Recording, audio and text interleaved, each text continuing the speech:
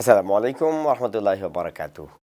সুপ্রিয় দর্শক মণ্ডলী, আপনাদের সবাইকে স্বাগত জানাচ্ছি ৫২ টিভির বিশেষ আয়োজন ইসলাম কি বলে।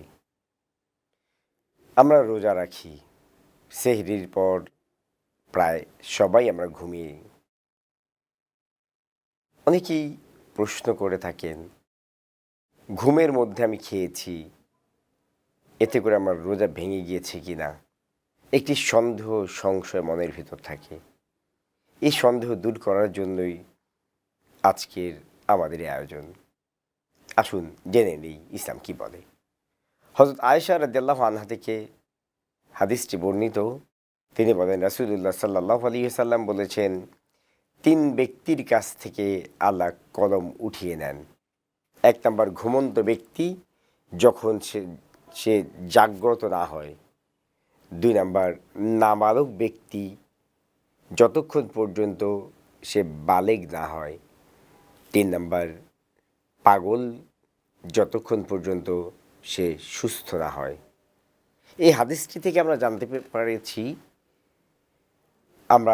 জানতে পারলাম ঘুমন্ত ব্যক্তি যদি ঘুমিয়ে থাকে, এর ঘুমের মধ্যে তার কোনো ভুল থাকে, সে ভুলে কিছু করে ফেলে, এতে কোনো সমস্যা নেই।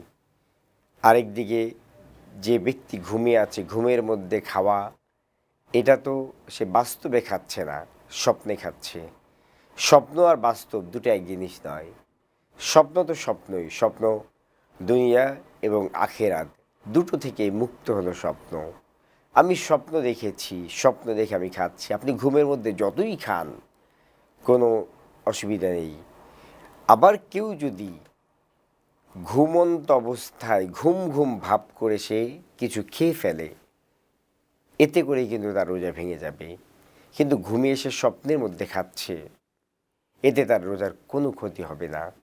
অনেক সময় আমাদের অনেকেই ঘুমের মধ্যে খেয়ে ফেলে, ঘুম থেকে উঠে সে বলে আমার রোজা হবে কি হবে না, সেটা চিন্তার মধ্যে পড়ে যায়।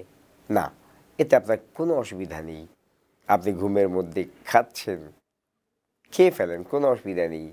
কিন্তু আবার ঘুমের ভান করে বাস্তবে খাওয়ার চিন্তাও করবেন না, তাহলে কিন্তু রোজা ভেঙে যাবে। আল্লাহ রাব্বুল আলামিন আমাদেরকে বুঝার তৌফিক দান করুন। আমিন। ওয়াসসালামু আলাইকুম ওয়া রাহমাতুল্লাহি ওয়া বারাকাতুহু।